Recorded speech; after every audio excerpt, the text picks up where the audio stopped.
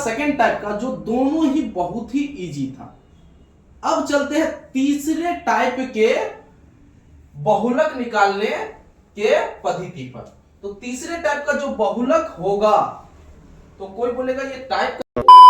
नमस्ते विद्यार्थियों, board master classes में फिर से आपका स्वागत है। हम लोग अभी वेस्ट बंगाल बोर्ड का मैथ का सिलेबस कवर अप कर रहे थे। अगर बताया तो इस चैनल पर आपको मैथ के साथ साथ फिजिकल, लाइफ, ज्योग्राफी सभी का टॉपिक मिलेगा और सभी का टॉपिक वाइज हम यहाँ पर वीडियो डालते रहेंगे।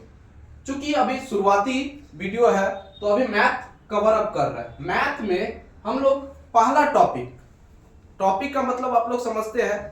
पहले ही हम आपको जब सिलेबस समझाए थे तो वहां टॉपिक का मतलब बता दिए थे। तो टॉपिक टोटल 6 था। 6 टॉपिक में हम लोग जो राशि विज्ञान का टॉपिक था उसको कवर अप कर रहे थे और उसमें हम माध्य, मध्यक दोनों कंप्लीट कर चुके हैं। तो आज हम लोग चलते हैं बहुलक के ऊपर। अगर आप माध्य, मध्यक नहीं देखे हैं तो जाकर के क्या वीडियो देख सकते हैं।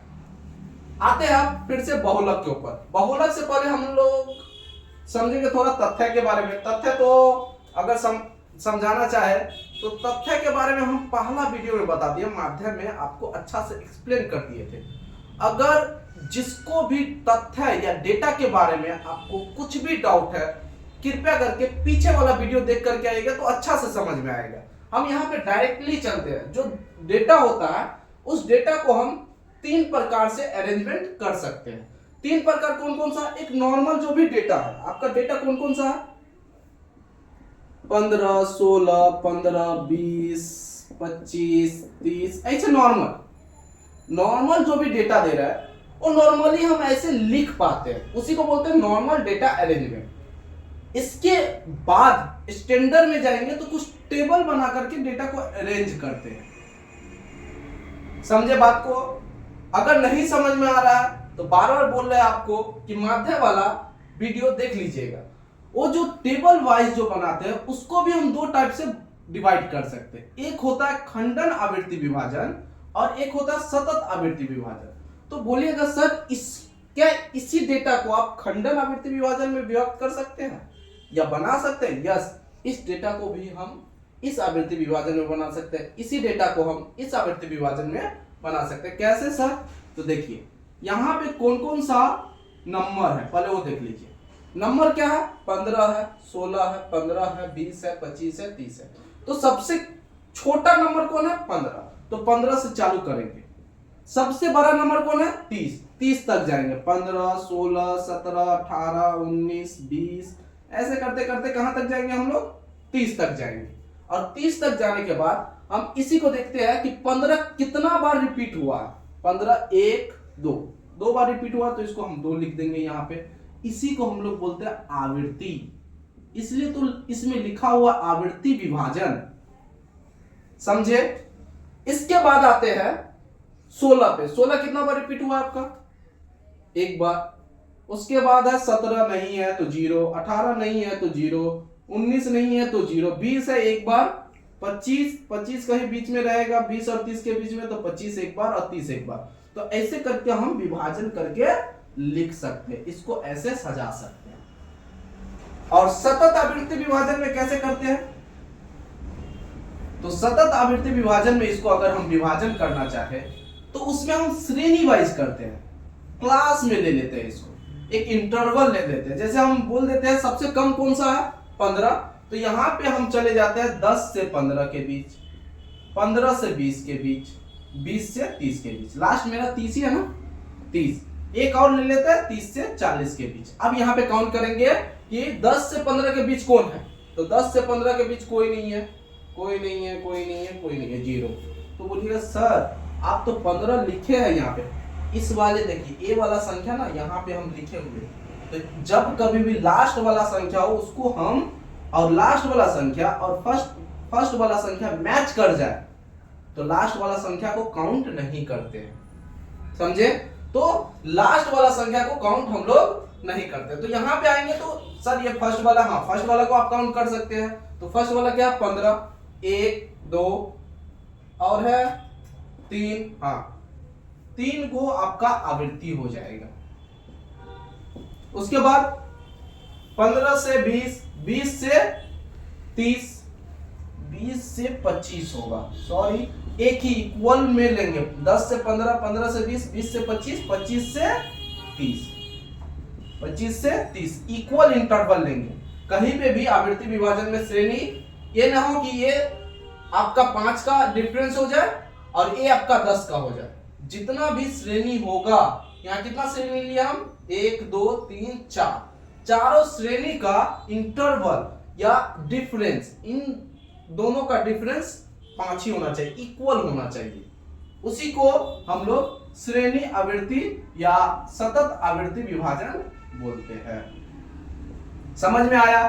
तो ये हम पहले भी पढ़ा चुके हैं, वहां पे भी जाकर के आप वीडियो देख सकते हैं। हम श्रेणी के बारे में उतना चर्चा नहीं करेंगे यहाँ पर चर्चा करेंगे बहुलक के बारे में। बहुलक इन तीनों श्रेणी का कैसे निकाले, जैसे मध्यक हम तीनों श्रेणी का ही निकाले थे, माध्यक भी तीनों श्रेणी का ही निकाले थे, तीनों डेटा अरेंजमेंट का निकाले थे, उसी प्रकार से बहुलक भी तीनों डेटा अरेंजमेंट का ही निकालेंगे। जैसे पहला डेटा अरेंजमेंट ये है, तो इसका बहुलक कैसे निकलेगा? तो सिंपल सा, 15 कितना बार रिपीट हुआ है? 2 बार। 16 कितना बार रिपीट हुआ है? 1 बार। 17 कितना बार रिपीट हुआ है? 0। 17 है ही नहीं इसमें, तो 17 को लीजिए ही मत। 17 के बाद 15, 16, 20 है, 20 कितना बार रिपीट हुआ? 1 बार। 25 कितना बार रिपीट हुआ? 1 बार। और 30, इतने सारे डेटा थे, उन्हीं सभी डेटा का रिपीटेशन देख ले कि कितना बार वो इस डेटा अरेंजमेंट में रिपीट हुआ है। अब देखते हैं कि सबसे ज्यादा बार रिपीट कौन हुआ? सबसे ज्यादा बार रिपीट हुआ है 15। देखिए 2 बार रिपीट हुआ, बाकी सब 1-1 बार हुआ। तो जितना बार जो डेटा सबसे अधिक रिपीट होता है उसी डेटा को बोलते हैं बहुलक। तो बहुलक इसका क्या हो जाएगा? कौन ज्यादा बार रिपीट हुआ है? 15, तो ये हो जाएगा 15। समझ में आया पहला वाला? इस डेटा अरेंजमेंट से अगर ऐसा टाइप का डेटा अरेंजमेंट आपको दे तो आप बहुलक निकाल पाइएगा, निकाल लीजिएगा, बहुत इजी है, कुछ ज्यादा हार्ड नहीं है। तो चलते हैं आप दूसरे इस प्रकार के डेटा अरेंजमेंट पे। यहां भी सेम है, यहां भी अगर बहुलक निकालेंगे तो कैसे निकालेंगे? तो बहुलक निकालने का यही है, Fi में देख लीजिएगा, Fi, और ये क्या है आपका? Xi। पिछला वीडियो में हम आपको बता दिए Xi क्यों बोल रहा है, Fi क्यों बोल रहा है। Xi इसलिए बोल रहे हैं क्योंकि ये बार बार इक्वल, मतलब अरेंजमेंट देखिए इसका एकदम सीक्वेंस वाइज है। 15, 16, 17, 18, 19, 20 ऐसे करके सीक्वेंस वाइज है। जो भी सीक्वेंस वाइज अरेंजमेंट रहता है उसको हम लोग हमेशा Xi बोलते हैं। और जो सीक्वेंस वाइज नहीं रहता, 2 1 0 0 1 1 कोई सीक्वेंस बना हुआ है ना, तो असेंडिंग ऑर्डर में ना तो डिसेंडिंग ऑर्डर में, तो इसलिए इसे आवृत्ति बोलते हैं। इसको इंग्लिश में बोलते हैं फ्रीक्वेंसी, इसलिए इसे Fi से डिनोट करते हैं। अब Fi वाले को, खंडन आवृत्ति विभाजन वाले में Fi वाले को हम लोग चेक करेंगे। Fi वाला क्या है? Fi वाला ये सारे नंबर है। ये सारे नंबर में सबसे बड़ा नंबर कौन है? सबसे बड़ा नंबर है आपका 2, तो उसको हम लोग गोल कर देंगे। अब बता देंगे बहुलक कौन है? बहुलक है 2, सबसे बड़ा है तो उसका Xi 15 आंसर। कोई बोलेगा सर हम कहीं कहीं देखे हैं कि 2 बड़ा नंबर आ जाता है, जैसे 17 भी बड़ा नंबर है 2, उसके बाद 0 0। मान के चलिए ऐसा नंबर आया कि ए भी 2 है, ए भी 2 है, तो उस समय बहुलक क्या होगा? उस समय बहुलक क्या होगा? उस समय बहुलक होगा आपका 15 भी होगा और उस समय बहुलक 17 भी होगा, मतलब 2 आंसर हो सकता है बहुलक का। समझे बात को या नहीं समझे? तो अब चलते हैं, अगर समझ गए तो अब चलते हैं दूसरे टाइप के ऊपर। ये था आपका फर्स्ट टाइप का बहुलक निकालने का फॉर्मूला। ये था सेकेंड टाइप का, जो दोनों ही बहुत ही इजी था।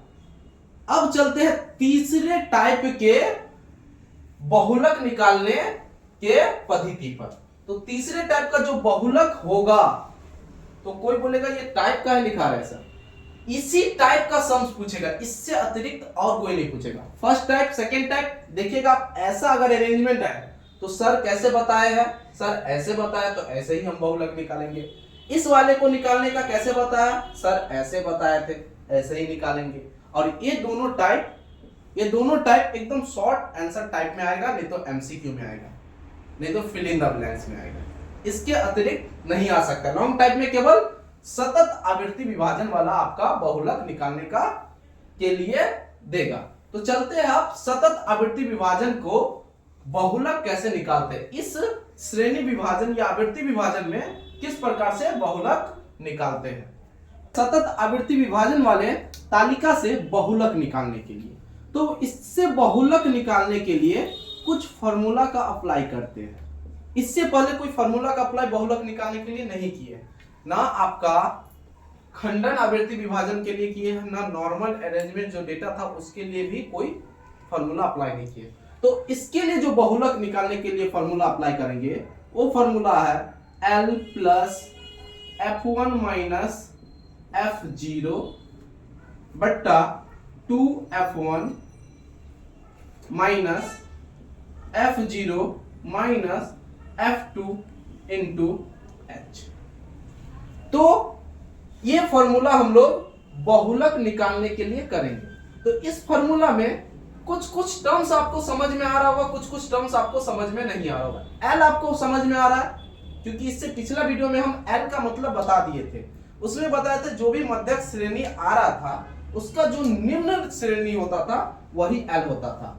और एच क्या बताए थे, श्रेणी की लंबाई, श्रेणी का जो लेंथ होता था। जैसे इस श्रेणी की लंबाई कितना है 10, वही हो जाएगा एच। तो दोनों पहले निकाल लेते हैं, दोनों निकाल लेते हैं, नहीं तो ये बाद ही में निकालते हैं। चलिए पहले बता दें आपको बहुलक निकालने के लिए सबसे पहले किया क्या जाएगा। तो ये फॉर्मूला अप्लाई करिएगा, ये फॉर्मूला अप्लाई करके ही आप बहुलक निकाल पाइएगा। तो कैसे निकालेंगे, तो सबसे पहले क्या कीजिएगा, जो भी आवृत्ति बड़ा होगा, तो बोलिएगा सर इससे पहले भी वही चीज बोले, तो उसमें देखिए जो भी बहुलक बड़ा आवृत्ति होता था उसका एक ही वैल्यू रहता था, किंतु यहाँ दो वैल्यू। किसको आप बहुलक मानिएगा, 30 को या 40 को, या इसके बीच वाला 31, 32, 33, 34 किसको मानिएगा, समझ में नहीं आ रहा। तो इसलिए इस श्रेणी से अगर बहुलक निकालेंगे तो इसी के बीच का मान आएगा। जैसे हम लोग मध्यक निकालते थे, तो जो भी मध्यक श्रेणी आता था और मध्यक श्रेणी में से जब हम मध्यक निकालते थे तो जो मेरा मध्यक मान निकलता था वो हमेशा मध्यक श्रेणी से ही निकलता था। उसी प्रकार से अगर बहुलक श्रेणी ए हो गया, ए क्यों हुआ, एक तो क्वेश्चन होता होगा कि यही क्यों हुआ बहुलक श्रेणी, क्योंकि सबसे बड़ा आवृत्ति कौन है 9, 2, 4, 7, 2, इन सबसे बड़ा आवृत्ति कौन है 9। तो जो भी बड़ा आवृत्ति होगा उस पूरे को सबसे पहले क्या कर दीजिएगा गोल, और मेरा जो बहुलक निकलेगा यही 30 से 40 के बीच वाला निकलेगा। हो सकता है 30 भी निकले, हो सकता है 40 भी निकले, इस या तो ये निकलेगा या तो ये निकलेगा या तो इसके बीच वाला निकलेगा। चलिए कैलकुलेट करके देखते हैं। और ये सब कैसे क्या है, कैसे समझेंगे कि F1 है, कैसे समझेंगे कि F0 है, कौन सा F1 है कौन सा F0 है। L तो समझ ही गए, L तो आपको पहले ही बता दिए थे। तो L क्या होगा आपका 30, किंतु इससे पहले लिखेंगे क्या, सबसे पहले लिखेंगे कि सबसे बड़ा आवृत्ति 9 है, इसलिए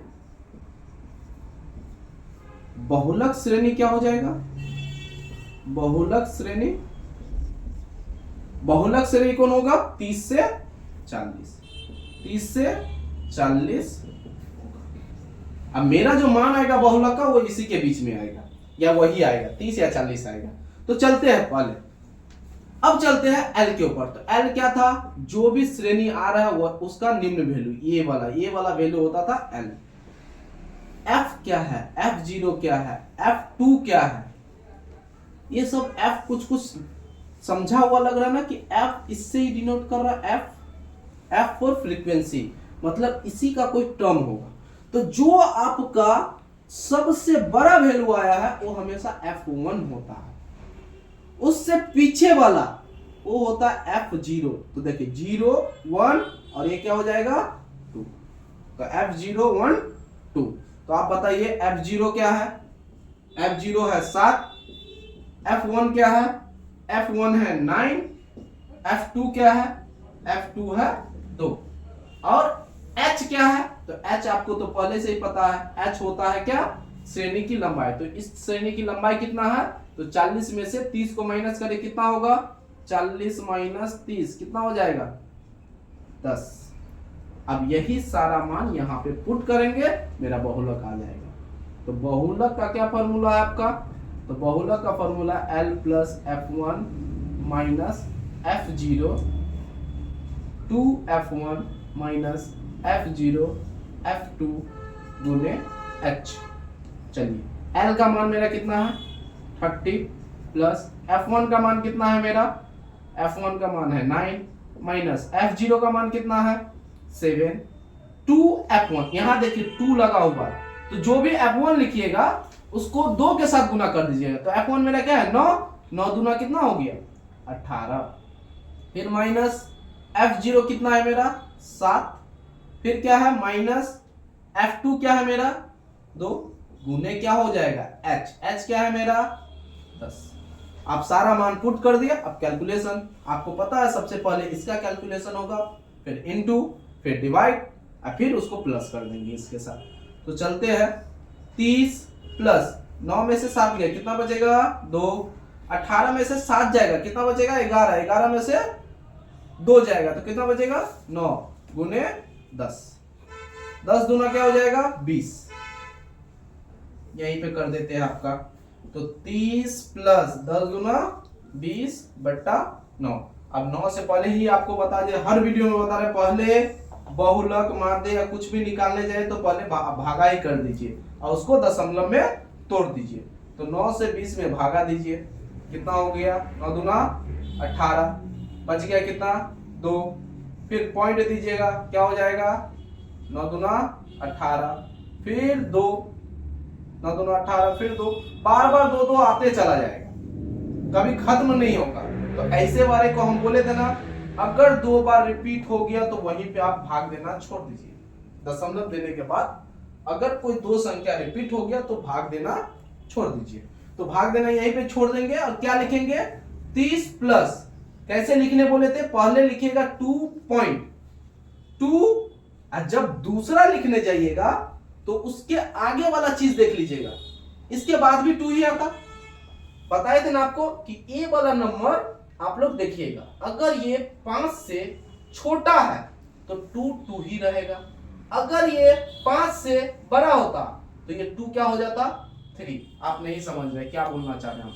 ये देखिए 2 3 3 3 3 आ रहा है, ऐसे करके आते चला जा रहा है, और एक आ रहा है 2.6666 ऐसे आ रहा है। अब इसका हम राउंडिंग ऑफ करेंगे। राउंडिंग ऑफ का मतलब होता है कि हमको लेना है केवल यहां से दशमलव के बाद 2 संख्या तक लेना है, दशमलव के बाद 2 ही संख्या लेना है, तो हम उसको लेंगे 2.2। अब 3 के बाद वाला चीज देखेंगे, ये दूसरा वाला जो लेने से पहले उसको बाद वाला देखेंगे क्या है वो। अगर ये 5 से छोटा है तो ये जैसा है वैसा ही रहेगा, मतलब ये 3 है तो 3 ही रहेगा। लेकिन अगर ये इसी के लिए अगर यहां पे जाएंगे राउंडिंग ऑफ के लिए, यहां भी 2 नंबर तक ही लेना है, यहां तक, तो ये 6 को छोड़ देते पहले, इसके बाद वाला देखते हैं। तो ये क्या है? 5 से बड़ा। जैसे ही 5 से बड़ा देखे, ये वाला जो नंबर है उसको एक ऐड करके लिखेंगे, मतलब 6 है तो क्या लिखेंगे? 7। 5 रहता तो क्या लिखते? 6। तो 6 है तो क्या लिखेंगे? 7। लिख करके वहां पे लिख देंगे लगभग, और यहां भी लिख देंगे लगभग। तो क्या हो जाएगा यहाँ पे? यहाँ पे तो राउंडिंग ऑफ में ये 2 है तो 2 तो छोटा हो गया, तो ये सेम रहेगा 2.22, और क्या लिख देंगे यहाँ पे?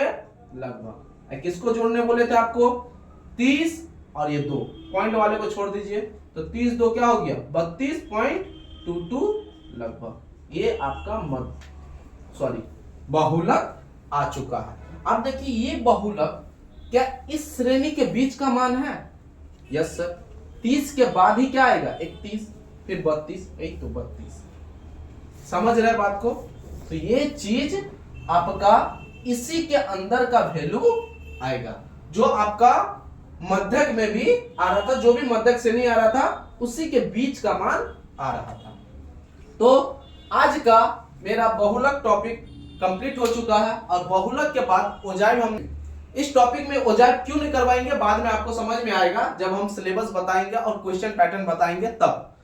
ओजाइव के बाद बहुलक के बाद डायरेक्ट हम लोग दूसरा टॉपिक पकड़ेंगे, वो है बीजगणित। बीजगणित का वीडियो अब हम लोग स्टार्ट कर देंगे, जल्दी ही स्टार्ट कर देंगे, जिससे आप लोग को जल्दी सिलेबस कंप्लीट हो। तो चलते हैं आज लास्ट वीडियो कंप्लीट करने के बाद, बहुलक कंप्लीट होने के बाद आज का आपका सांख्यिकी या राशि विज्ञान कंप्लीट हो चुका है। जो सांख्यिकी से आपका टोटली 12 मार्क्स का जो क्वेश्चन आता था वो पूरा ही कंप्लीट हो चुका है। 12 मार्क्स। तो बोलिएगा सर आप तो ओजाइव छोड़ दिए, ओजाइव केवल लॉन्ग टाइप में आता है, तो ओजाइव को हम गिनती में नहीं लेंगे। तो आज का ये बहुलक कंप्लीट होने के बाद पूरा टॉपिक कंप्लीट हो गया, तो माध्य कंप्लीट, नेक्स्ट टॉपिक पकड़ेंगे। और अगर वीडियो अच्छा लग रहा हो तो वीडियो को लाइक करें, चैनल को सब्सक्राइब करें और बोर्ड मास्टर क्लासेस के साथ बोर्ड की प्रिपरेशन अच्छे से करें। Thank you.